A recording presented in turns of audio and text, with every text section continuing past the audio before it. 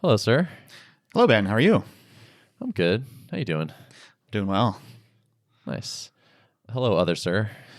Hey, other sirs. How's it going? It's going good. Good. Our buddy Adam is here. We had to sign a contract when we started Art of Product that we either mention or have Adam and Steve on the podcast every month or two. Mm-hmm. Yep. Little known we're fact. fulfilling our contractual obligation today. Yeah. I'll take what I can get. Yes. Well, welcome, bud. Yeah, thanks for having me back on. Yeah, you're a repeat offender, so it's nice to have you around.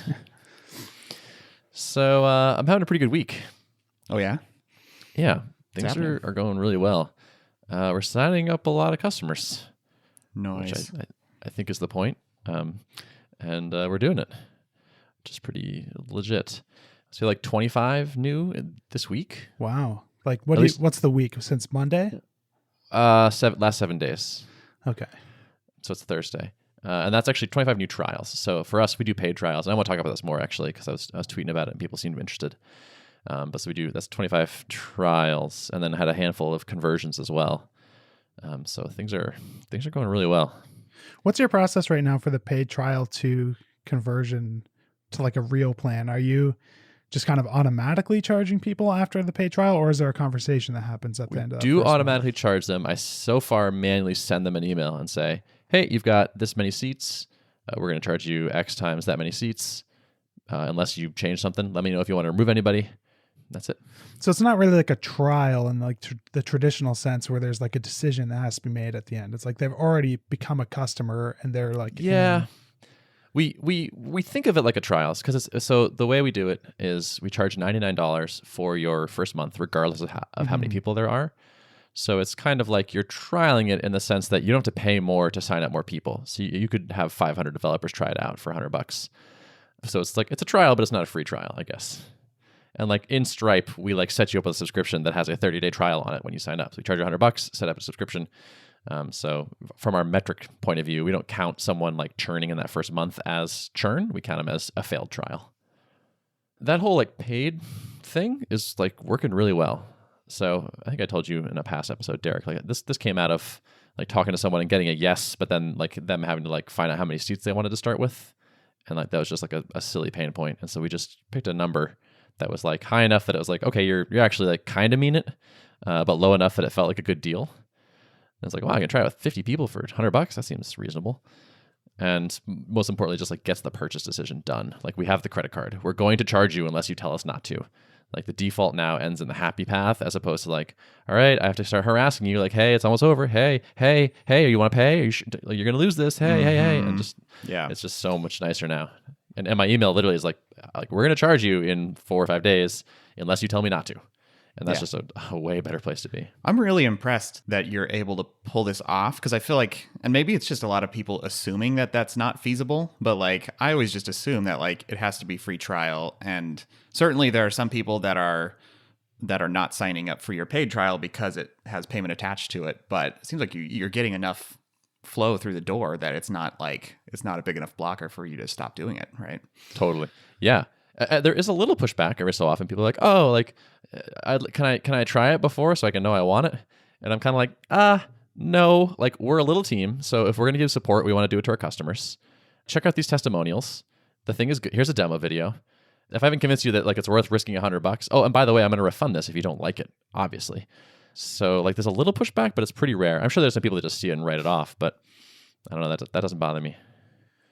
Nice. I'm okay with it. And yeah, and by the way, I stole this idea, like most of my good ideas, from Jason Cohen. So I rewatched the Building the Ideal Bootstrap Business talk just every month now, just to refresh myself. And he talks about this exact tactic where he's like, I don't like free trials. Like you're giving people your software for free. Why is that good? Just offer to give their money back if they don't like it, and just don't give them a trial. And I was like, all right, Jason Cohen. But I actually came to this semi-independently because I had a couple free trials and they sucked. Like I would let people use the software and I'm like, well, this kind of sucks that you get it for free, but whatever. And then like they would just ask for more time or not really use it, or it just not really committed to it, right? It's kind of like the same reason people advocate for pushing people to like annual plans so that people feel like a little bit more invested and actually giving it a fair shake. Totally. And like I've been offering Tuple for free to like open source people and like some nonprofits. and they don't use it either. It's like because it's free, they're just like, cool, we got that, thanks. And like maybe they'll start, but they have definitely like lower engagement, and I think it's because like they haven't put anything out there for it. So I have a question. I mean, I'm about to basically let in a cohort of people, and actually just quick part of my update. Like when I said last week I wanted to invite at least 500 people in this week, I for some reason was thinking like I have roughly a week to do this, but really like I don't want to invite them on a Friday, and we're heading into like a kind of a holiday weekend, and so I kind of ran out of time to like let people in by Wednesday or Thursday. So I sent out an email today letting folks know that they're going to get access on Monday. So just kind of a warm up email. And I didn't exactly specify the terms of the access. It was basically just kind of a reacquainting them with what level is and a little teaser of the product, and then letting them know like it's coming to them Monday. I actually haven't fully decided, like, am I doing 30-day free trial? Am I trying to ask this group for some payment up front? But like, what would your advice be to me? You can probably guess which way I would lean. I mean, I'm going to guess my personal brand is strong enough. Yeah. If you do invite people for free, I mean, you have that same problem where it's like maybe they're not so engaged. Your question is less like, hey, what do random people think of level? And more like, will people pay for this? Is this solving a strong enough need for people that they'll shell out money for it? And so if you invite a bunch of free people and they give you a bunch of feedback, you might just go build that feedback and then find out like, yeah, that turns out I still haven't solved my real problem, which is getting people to pay for this.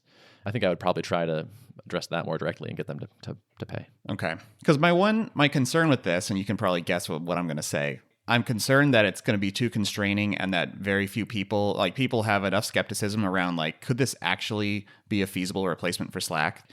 They're just like, I don't know if I'm willing to put money down for this. But if I can just let them like see the product, put their hands on it, get their team in, play around with it, see if other people like it, then it's a much easier potential sell for them to put money down. And so I'm kind of thinking of the trial, like if I do the free trial as like, this is just, I know I'm going to allow a lot of people to put their hands on it and only a small percentage of them will convert, but not giving that ability at all, I'm wondering if it's just going to like potentially disqualify paying customers who would have paid had they been able to get a little bit of access to it. So do you think there's any value in like doing almost like a demo level account that people can just like browse through instead of a trial, like as just a different way to let people sort of click around and get a sense of how it works?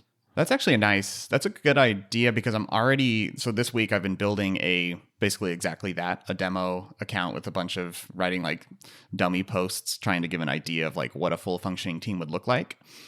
And so I could potentially say like, you can create your free user account. It'll immediately spin up a demo for you. You can peruse around. And then if you want to create your own team, then at that point you kind of have to put your card on file and maybe put down some money. Seems like that could be a good middle ground.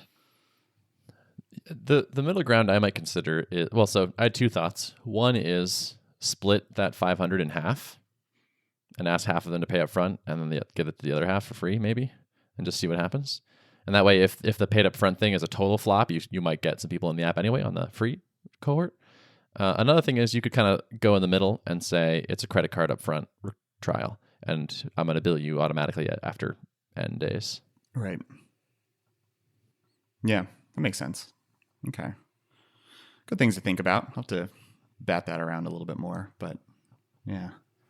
I don't envy you guys, man. You guys have harder problems to solve than me, I feel like. Yeah, neither of us launched a successful ebook recently. Sometimes I do right. feel like, am I just doing this the hard way? Like, maybe there's easier ways to make money. I think if it works out, it's awesome. But it sounds at the beginning, it definitely seems like business on hard mode for sure. Yeah, I agree. I think that, it's like the ramp is steeper, but if you can get up it, it's like it gets better. Mm-hmm. Whereas the info product is like the mountain and then the trickle off. Although apparently Refactoring UI is still chugging along.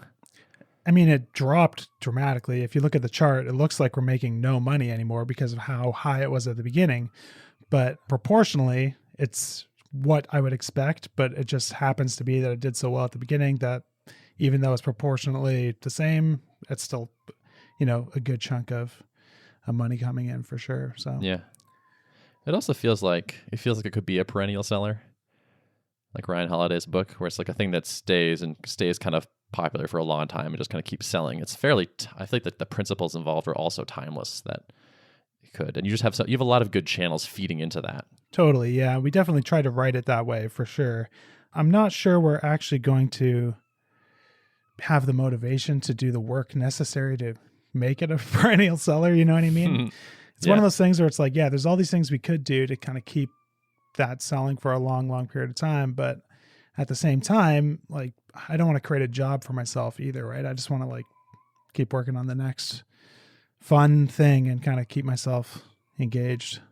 Apologies for screaming child, but I'm sure that'll Can't get even hear resolved it. soon. I mean, you can run a Black Friday sale once a year and, Yep, that always works. pay your mortgage for the rest of the year and then go back to whatever you were doing. Yeah.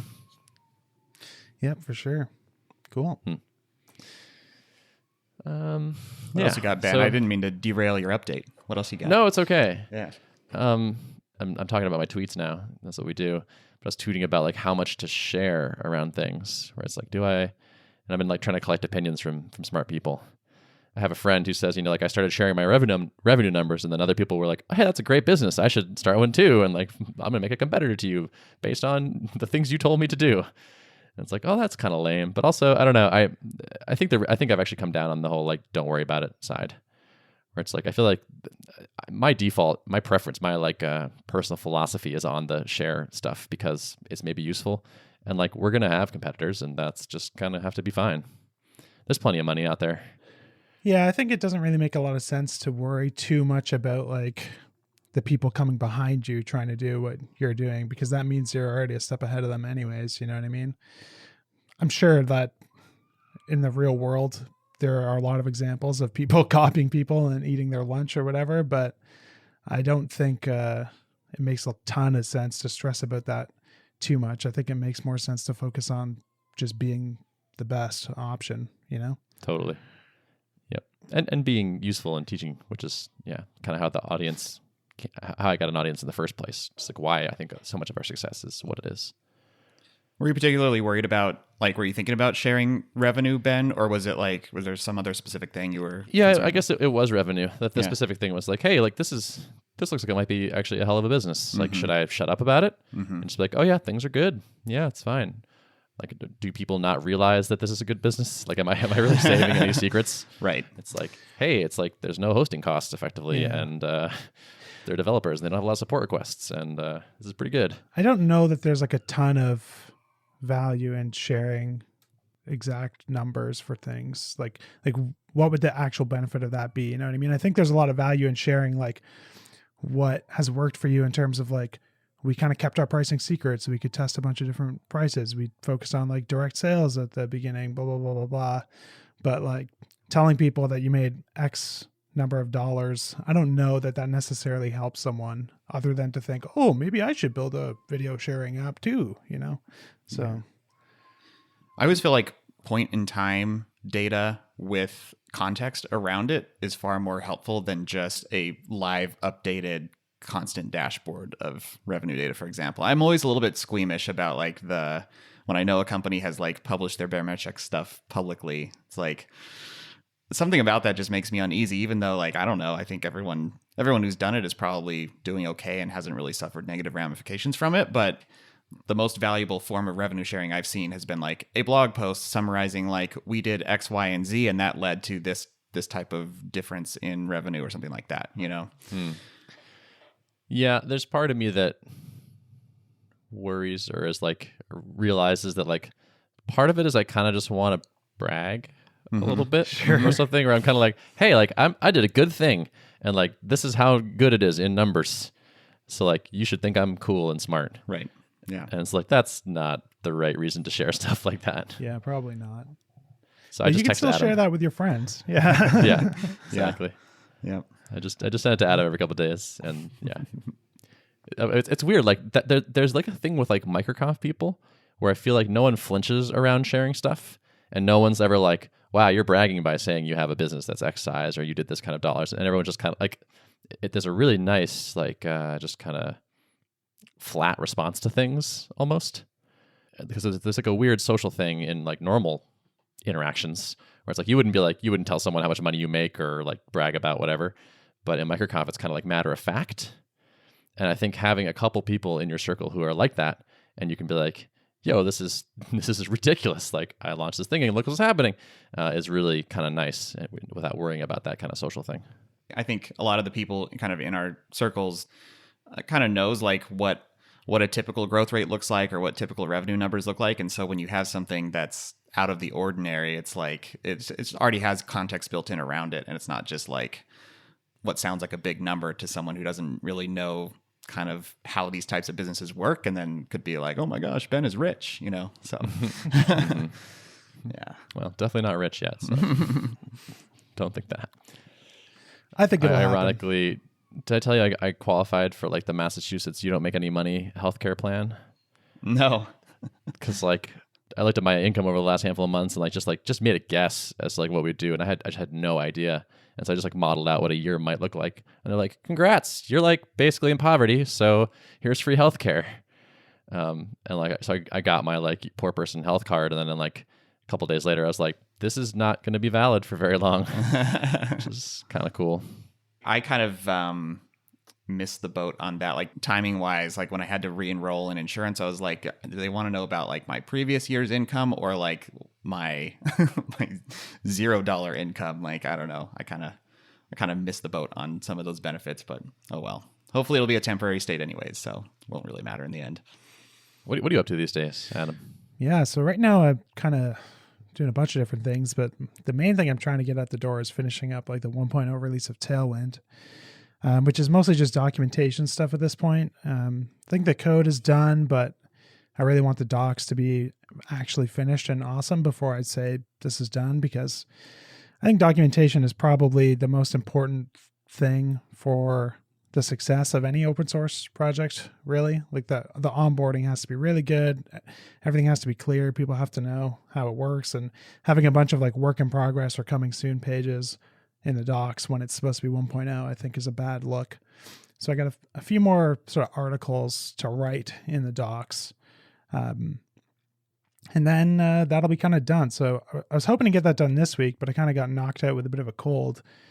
So I'm hoping to finish that up next week. But something that I've been thinking about a lot that I'd like to get your guys' take on is my whole plan, like coming into this year, was that I wanted to spend like the whole year more or less focused on Tailwind and the surrounding ecosystem.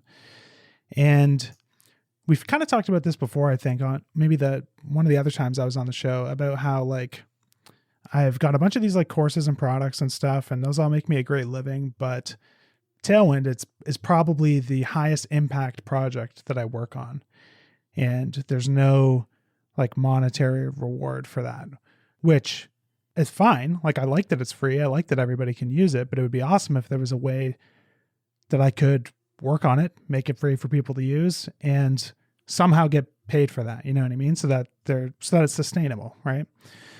So me and Steve have been trying to figure out like, what can we do around Tailwind that doesn't change anything about the actual project in terms of it being open source and free and stuff, but would provide like some extra value that makes sense to people to pay for. So the first thing that I thought of was like basically like some sort of like theme marketplace, right? Kind of like Bootstrap has an official theme marketplace, and you can kind of reverse engineer some of the numbers on there because they list like how many sales each theme has got and stuff. And it looks like they're probably doing pretty good. Now, of course, like that's a huge, huge project compared to Tailwind, but still, I think there's like an interesting model there, like basically designing and building stuff that's more off the shelf done for you for people where it's like, yeah, of course I would pay for this. And you still have like the low level Tailwind stuff if you want to do things custom. But the more I kind of thought about that, the more I was kind of worried that it didn't really solve the problem that I think most people have. So this is where I'm curious to kind of get your guys' take, which is I feel like when you're trying to sell like a theme, in the case of Tailwind, you can imagine a theme is really just like a bunch of pre-built components in a consistent style. And the deliverable is mostly HTML because Tailwind is mostly just you writing HTML. You're not really doing a lot of CSS or anything. I feel like a theme is sort of something that you buy at the beginning of a project. You know what I mean? It's like, okay, I have some idea. I don't know how to design, so I'm going to get some off-the-shelf sort of starting points. But I think that there's more people in positions where they're adding new UI to existing products than there are people creating new products. Does that sound right to you guys? 100%. Yeah. Yeah. So how could it not be? Yeah, right? exactly. Like if a product exists for a while, you have like one day where it's the first day and then like thousands of other days. Yeah.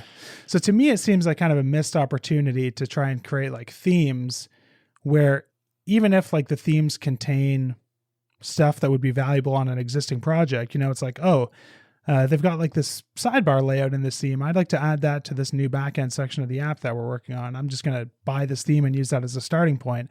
I think sort of like branding it as a theme sort of removes that product from the solution space in that person's mind. You know what I mean?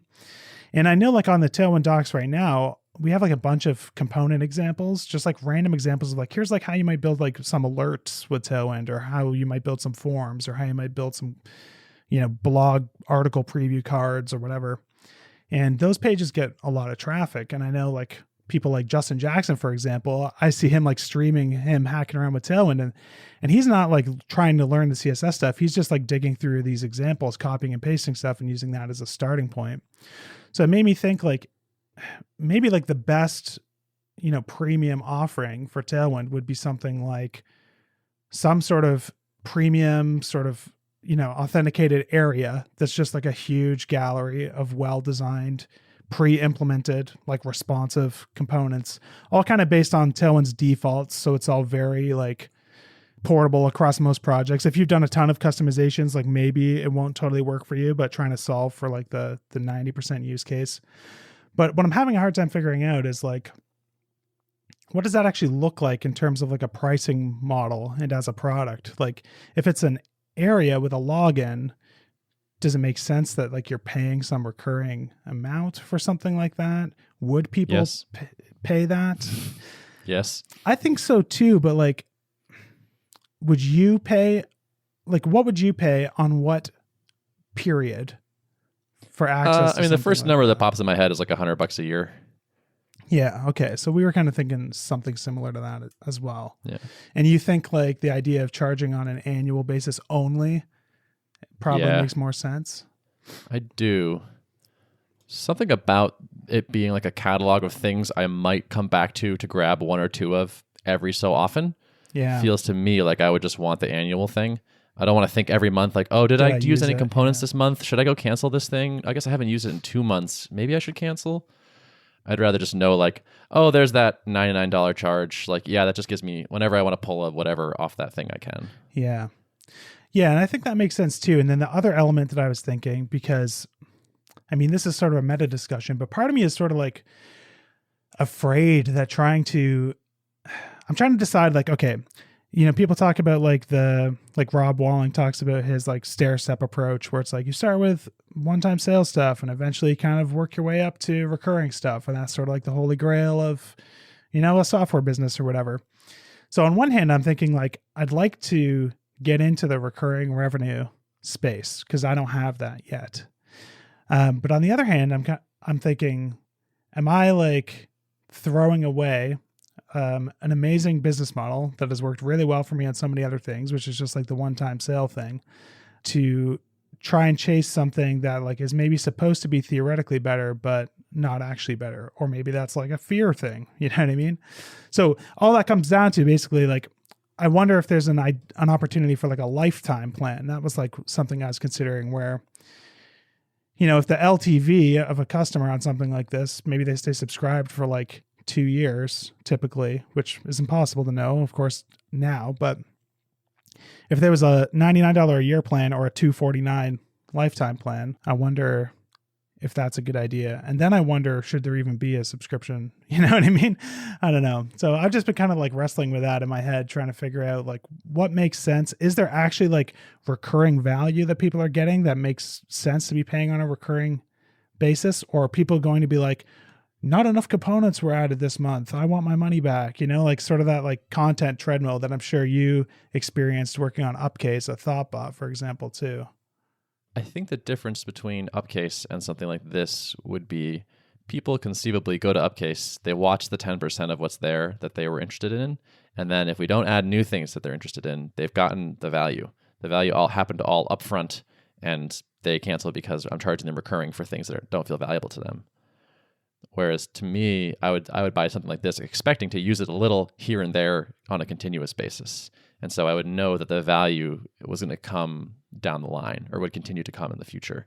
And it wouldn't be coming because you added 2,000 new components this year. I mean, I think you would probably want to drip out some to make it seem like, oh, this is clearly, it's vibrant enough. This is getting bigger. Every time I come back, there's some new stuff. And you email me every quarter and say, hey, we made some new things, just to make me feel even better about staying subscribed. But I would see my value as dripping out anyway. So I'm happy to pay on a recurring basis, or happier, I would say. Yeah, makes sense. You have any thoughts, Derrick? I'm kind of on the fence about the subscription model, only because I wonder how, I'm just thinking for myself, if I were to think of this as signing up for a subscription, it seems like there would have to be a pretty compelling case for like why I should be subscribed and not just like log in and download the whole catalog. And so then it seems like it would have to be positioned as something that is updated frequently or has a continual stream of things coming into it. But then it's like, do you want to set yourself up to be on what might be a treadmill, or maybe I'm just overthinking it and like it's still fine to position as a subscription. But I think that's my one concern. Yeah, I agree. There's another element of it too, which is just like, do I want to be on the hook for making new stuff forever? You know what I mean? Anyone I know who's involved in something like that has gotten burnt out on it, I think. And it's very different from like SaaS, I think, where if some SaaS tool I pay for, like say Stripe, if Stripe never adds another new feature again, I don't care. You know what I mean? Like I'm still getting new value from them every month. Or if ConvertKit never adds another new feature, I don't care. Like I'm paying for it for what it's doing for me on a recurring basis. Whereas something like this, I wonder if it's a little less obvious that there's like recurring value. But then I wonder too, like if you look at Justin's like Mega Maker Club, it's like a membership product, and he only does like a one-time fee thing for it. It's like $300 or something, and I would bet that there's a lot of people who buy it that would never even sign up for like 1 month if it was like $19 a month. You know what I mean? I don't know. Yep. There's just like there's some like huge psychological obstacle to signing up for something that's recurring versus something that's like a done deal. Yeah. And if you can get your LTV up front, that's pretty good. Mm-hmm. That's actually way better. Yeah. Right. But you can't know what it is. Like it could be that you can add a couple things to this per year and people stay subscribed for 3 or 4 years. And so I don't know. The other thing I was thinking is like, is there other elements that we could add to it that would make it feel more membership-y? You know what I mean? And I don't have any great ideas for this, but like in my head, I sort of pitched this on Twitter as sort of like a open-ended question, but like imagine there was a Tailwind Patreon, for example. And I don't really believe in Patreon or that whole like donations to make money model, but in people's heads, they know what Patreon is, and like there's tiers and there's different perks at different tiers. So like what sort of perks would people be interested in? And most people just said like they wanted like pre-built components, which was pretty awesome. But I wonder if there's like other little things that you could do that make it feel more like you're in a club and not like you bought a product. You know what I mean? Like maybe there's like a live stream every 2 weeks or something that's only for people who are members or something, but then it's like content treadmill again, right? So I don't know, it's tricky. You had mentioned before when we were talking about refactoring UI that like some people had expressed like, oh, I don't get the code for all the designs in this. Is there an opportunity to like kind of bridge the two together where like this gallery kind of aligns with a lot of the work that Steve had already done on the designs, and it's kind of like buy that package? Yeah, I'm not sure how that would work as like necessarily like as a product. I guess it could just be, I mean, we had thought about, okay, maybe we build this like component gallery product, this Tailwind component directory thing, and maybe there's like an upsell where it's like add refactoring UI for X discounted price or whatever. You know what I mean? Like it's all the same business, and it's just me and Steve working on stuff, so we can do kind of interesting things like that pretty easily. But yeah, you're right that like one of the most common pieces of feedback we heard was people who were kind of disappointed that there wasn't a lot more like done for you HTML and CSS examples, which I don't think the book should have included that, but it is a signal that like what we're thinking about doing with this Tailwind stuff is something that people actually want. So like in my gut, like I want to do just like the lifetime thing, I think, because it just feels like we could charge more money for it and people will just buy it because they don't have that like, oh, I don't like that they have my credit card on file and they might charge me. And what if they make it hard to cancel? And like all this crap that people have to worry about because of all these sketchy businesses that have like ruined that for everybody now by making things hard. And you don't have to deal with a strong authentication thing coming up.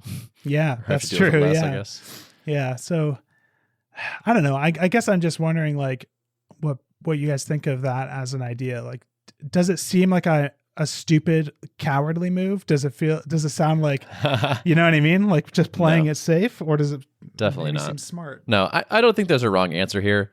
You're going to put a awesome premium product in front of tons of people that love you and want to support your work, and a bunch of people are going to buy it, and like you can't really mess this up. Okay. Well, that's my take on it. Yeah.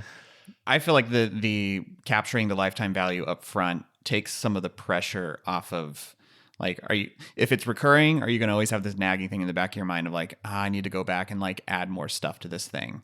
And like, if it's a lifetime, then you could go 6 months, you could go a year, whatever, and potentially not add anything if you're busy on other projects. Totally. And it's like, it's no big deal because everyone who paid got the value that is in the product today. It's like you're paying for what's there now. Yeah. Which it's a very good point. I think like matching the model and requirements to your proclivities is really smart.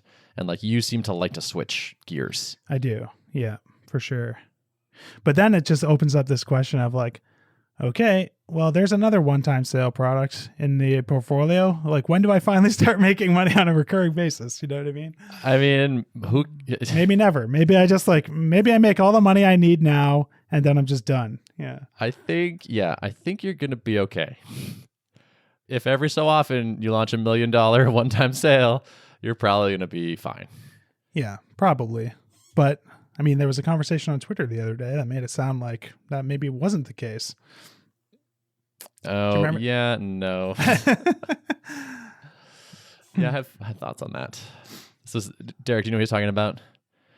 There was some thread about like, now I make $250,000 a year and it doesn't feel like enough, or something like that. What was the genesis? I think of the this, genesis Adam? of it was like Justin was saying. He was responding to Jordan talking about like Justin's article that he put out recently about like, should you actually charge more? And Justin was saying like, if we can grow our business to be like $50K a month in MRR, I'm totally happy if it never gets bigger than that. And there was a bunch of people kind of saying, well, you might think that, but here's why you actually need to make $1 million a year. Otherwise you're destined to live in a back alley in a dumpster. Yeah, I feel like this is very much a Paul Jarvis-y kind of thing to discuss of like, is it a fallacy that you can find you're enough and be happy with it, or do you always need more, right? That seems like that was kind of what it was speaking to, and I don't know. I like to think we can all find our enough and be happy. I see both sides of it, because one side of it is like, well, yeah, say you're making $250,000 a year, which is a crazy amount of money to be making in a year. If you're working for yourself, there's not really any guarantee that you're going to make that forever, right? You're only going to make that as long as like you can be relevant or whatever. And if you're not making more every year, I can also see the argument for like, your business is either like growing or dying. Like it doesn't really seem like there's a lot of examples out there of businesses who just make the same amount every single year. You know what I mean? It's like either you're doing something good and more people are finding out about you and therefore you're making more money even if you don't want to, or, people are not buying your stuff anymore and you're losing customers. Like it it makes sense to me that you're either going in one direction or the other. To me, that like you're either growing or you're dying kind of mantra, I always tend to apply that more to like, if you think someone who thinks they can just like build a SaaS, put it in autopilot mode, and even if it's not growing, like if they don't do and make any changes to it, then it's fine. And like, I feel like that way of thinking about a recurring business is dangerous, because the odds that some other player won't come around and build something more valuable than what you've built because you're not actually evolving over time, that's where it can get dangerous. And like, yeah, a plateau will lead to a decline. But I feel like if you're keeping the product relevant to what your market wants, then I don't necessarily know if like there's a particular growth rate that's required for your business to stay alive. Yeah, and I kind of feel like it doesn't have to be like some crazy growth rate, but if you're growing by like even 0.05% a year, at least that's like a sign that, you know, you're on a positive trajectory. I guess I'd be surprised if there's businesses out there who literally just like stay the same all the time, you know? It's pretty demoralizing to work. So Upcase did that for a while. Like we hit something like 30K MRR or something, and we just couldn't get past it. And like churn equaled new signups month after month after month after month. And it was like depressing. And like it was crazy because like that's a lot of money. And like by a lot of measures, that's a big success. But it was just like, well, it's not a lot of money to Thoughtbot compared to consulting. And it isn't really fun to work on the same thing over and over again and just like constantly have this feedback like, nope, that's not it. You didn't do it. Same number as last month. Yeah, it wasn't fun. I gave up. I moved on to a different project. I'm like, let me go work on FormKeep. This will be more fun. Yeah. So all that to say, I guess maybe the one-time sale life is my life. Maybe that's my destiny. Yeah. I mean, so I guess like, what are you giving up? I guess maybe in 2 years, you still have half of the people that signed up in year one or something. Mm-hmm. Like maybe you have some non-negligible amount of renewals. And so like 3 years in, it's like, wow, we're making just like crazy money off renewals on this. And every month a bunch more of them hit. And I'm doing a little bit on this, but not that much. So you might be trading like a potentially bigger amount later for more upfront sales. It's all really complicated because like on one hand, like I feel like it would be awesome to have like a software business and work on a software product all the time and continuously improve it. But on the other hand, I kind of feel like I don't really know that I want to be like constantly on the hook for things or feel like I have a job or feel like I always have to have my laptop with me when I go places. I kind of like the life I have now where I basically spend like 90% of the year in like R&D mode, just kind of like doing fun stuff and learning new stuff and then turning that into some valuable thing once in a while. You know what I mean? Yeah. Yeah. So I feel like there's like a part of your brain that like sees other people or like sees this sort of model and it's like, I should want that. But all your actions are kind of not pushing you in that direction. Yeah. So the thing here might just be kind of accepting like you actually don't want that. And also, by the way, you're doing okay. Like you're not like missing out on anything. I would still like to build a software product one day, but maybe I just need to figure out a way to have that fit into my existing framework instead of making that a business, you know? Yes. And I think coming at this and saying like, ooh, I thought of a software product I really want to make, as opposed to how do I make something that gives me recurring revenue? Like how do I shoehorn something into that that is like near me? Yeah. Yeah. Yep. But you guys are chasing the recurring revenue dream. Hell yeah. It's great. You're missing out. It's amazing.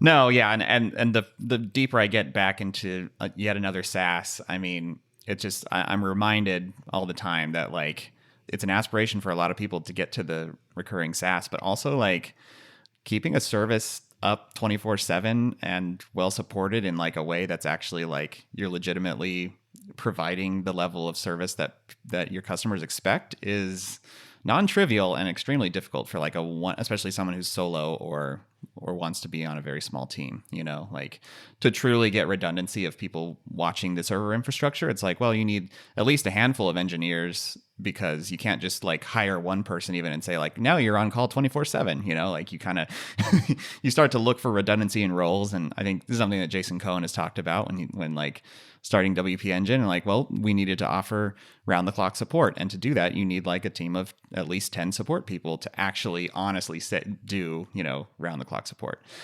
And so, yeah, like SaaS is definitely not all roses. Yeah, I believe it. Yeah. Peer-to-peer desktop apps, though. Oh, that's maybe where it's at right there.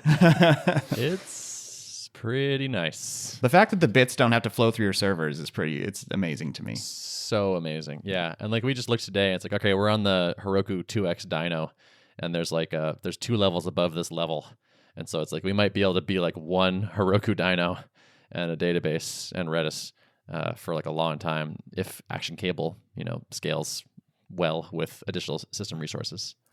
Worst case scenario, I'm sure Derrick could whip you up a little WebSocket server. That is one thing I've thought about. Like it seems like Elixir is made for this, right? Yeah, Oh, yeah. totally. Yeah. Like having just like a ton of connections to it simultaneously. Yeah. Mm-hmm.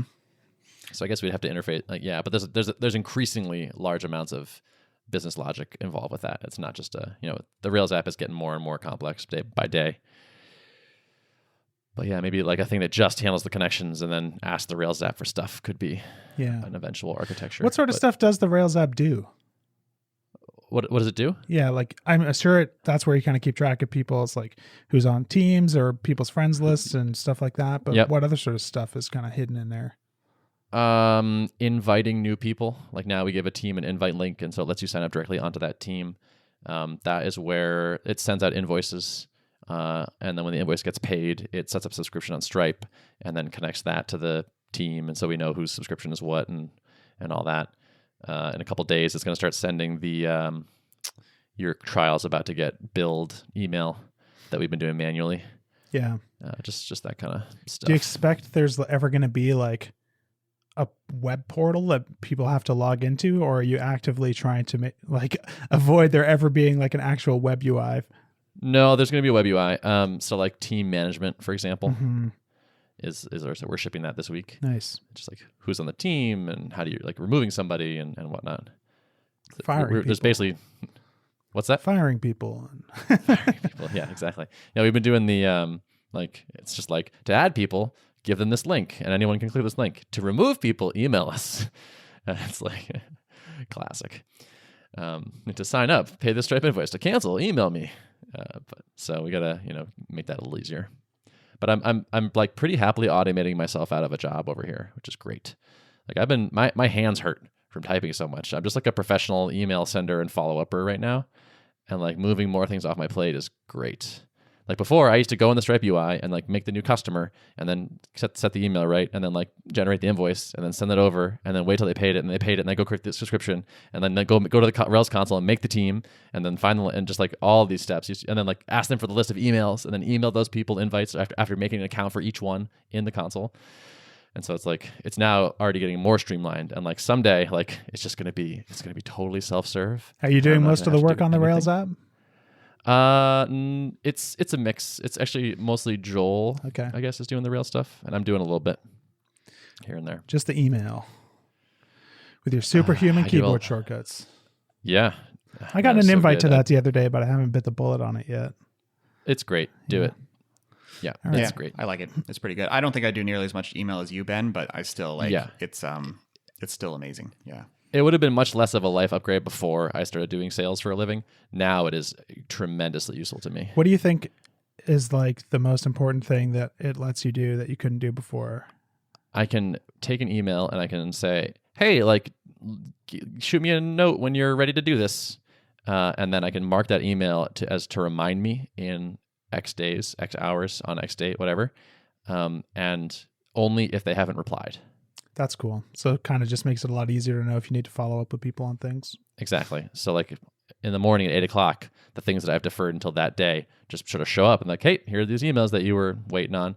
And I can, defer them again or ping people again, my persistent politeness and all that, or polite persistence over and over and over again. Yeah, that's the biggest thing. But also snippets has really good like snippet support. And so like I just now I'm just getting like kind of maniacal about like everything that I say to somebody more than once or twice. I create a snippet for it. I was thinking about this today because we use like Help Scout for the support for the Refactoring UI book stuff. And I was thinking, man, I wonder if I should just like use Help Scout as an email client for myself. You know what I mean?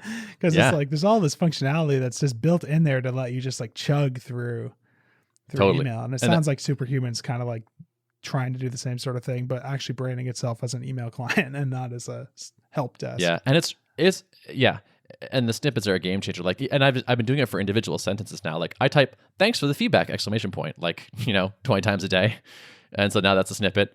And just like every little short thing, and like people ask us like they have certain objections or like, how come you don't have a free trial? Boom, free trial snippet, send. I just do that constantly. And also, this is not to be discounted. It is ridiculously fast. Every action is really fast. It will make you. It has made me critical of other apps I use because it's so fast.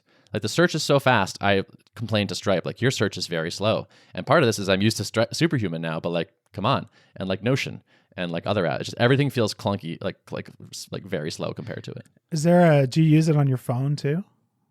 Yes. Nice. I do both. It has some nice stuff on the phone too, where it's like you can take an email and you can like snooze an email until you get back to your desktop. Oh, that's cool. Yep. So I can say like, remind me that it's a Monday, or I can say, remind me when I'm back on my desktop. Like I'm not going to do this on the phone. So many situations I read something on my phone, but it's like impractical to reply. And then I never remember to get back to the person. Like every Twitter DM ever, basically. Yes. Or yeah. like, 100%. Yeah. So that's kind of cool. It has some good innovations to get you to do inbox zero more reliably. I'd say the biggest thing is that when it shows, like Gmail will show you an unread count. But what that leads to is like marking stuff as unread to like come back to it later and whatnot, just like leaving your inbox. Superhuman says any email you have not explicitly marked as done or snoozed is part of your count of undone stuff. So it's like Ben's email 6, and it's like, no, I've read all those 6 emails. Yeah, but you have not dealt with them. You have not actioned them. Yeah. Cool. Get your shit together. I like it a lot. Nice. Maybe I'll check it out. Do you have multiple email accounts, or do you just use one for everything? Because I do. I have a Tuple one and a Ben one. And you just have them both set up in Superhuman? Because one of the things that like I filled out their survey or whatever, and they said they don't have support for like combined inboxes yet. Yeah, that's true. I don't mind having work and personal separate though. For me, I just have work and personal in 2 accounts mixed in like a bunch of. It's a big mess, but because I have a unified inbox and the tool I use currently, it doesn't matter. Yeah, right. But yeah. Theoretically, having them split is nice because I can just like go look at my personal stuff and not think about work. But I think about work all the time, so it just means I just have 2 tabs open in Superhuman. So nice in practice, and I mostly ignore my personal email now because it's just not as interesting. Because it's never a Stripe payment notification. You set up both in the Superhuman client, and then you can like control 1, control 2, right? Use the control shortcut to kind of switch between them. So I will do that too because I separate work and personal. It's pretty fast. And the keyboard shortcuts are amazing. Like there's keyboard shortcuts for stuff you wouldn't think there would be. Like add a BCC to this email, or like they have this feature called instant intro. So it's like it detects that someone has introed you via email, like just like with machine learning or something. And then you can hit a shortcut, which is like, it says, thanks, introing person, moving you to BCC. And it does that, and then puts the other person in 2, and then like starts the email for you. And it's just like, that's just handy. It's like they just kind of get it. Also, when you start typing a day, if you put a date in an email, it pops open your calendar in the sidebar. So like, how about we meet on Thursday? And it, like Thursday opens up, you're like, at 1. Oh, that's cool. Yeah. But also from that email, there's a keyboard shortcut to advance it to Friday or back to Wednesday. Yeah. Or whatever. That's sweet. I think I'm going to give it a go because anyone who's putting that level of effort into like trying to like optimize every single step of, every part of the process, that's pretty, it's pretty interesting, even just as like an example of like how good you can make something if you pay attention to, what parts suck it sounds like they just have like an incredibly low pain tolerance for things in email. It's like, okay, Thursday I have to go open my calendar to find out what time. I should not have to do that. Yeah. Yeah, absolutely. Yeah, and that's throughout. That's just constantly. They really, really sweat those details, and I just love that in anybody, but especially in an app I have to use so much. I'll be honest, I'm partially a paying user because, one, I want a nice email client, and two, I want to get inspiration on how to build communication tools well for my own communication tool. And I've gotten definitely some inspiration from them already. So, yeah. Man, we should have gotten them to sponsor this episode. I know, right? Just send them an invoice. Which they want to. Send them So an I invoice. asked them to send if they had an affiliate program, because like the internet is rabid for this. And so like every time I mention that I use it, I get like 12 DMs being like, "Can I have a referral, please?" And so it's like I could, but like they don't need to. They don't go off that. Turns out, like I wish they would, but no. Derrick, you didn't quite update? We kind of talked about it a little bit. Is there anything else going on in your world? No, I think that was pretty much my update. Is that I got that email sent out. So Great. Public accountability. I Yes. sent it to the 500, and Monday they'll get their official link to get into the product. Which way do you think you're going to go, if you had to guess at this point? I definitely want to offer the demo team for free. Now I'm just up in the air on whether it's going to be credit card required or money required to create your own team. I think I'm kind of between those two. So, and also, well, the other kicker is like, am I going to have time to build I don't have any like direct Stripe connection on the level side yet. So like just adding that credit card form shouldn't take me that long, but it's just yet another thing to build. So Have you if seen I run out of time for that, then Stripe has a new version of their checkout product that you can actually They use do. for subscriptions. So it's like fully hosted form. You literally just really? link to it, and you can set up what plans that connects to and stuff like that. So you actually don't have to build anything. Okay. And it looks really I will good. give that a look. Yeah. Cool. All right. Well, I guess we can probably just wrap then. Yeah. Thanks for having me back on, guys. It was fun chatting with Yeah, you. man. It's always fun. I like having you on. Totally. Thanks for being here. Show notes, Mr. Derrick. Yes. Show notes can be found at artofproductpodcast.com. Thanks for listening. See ya.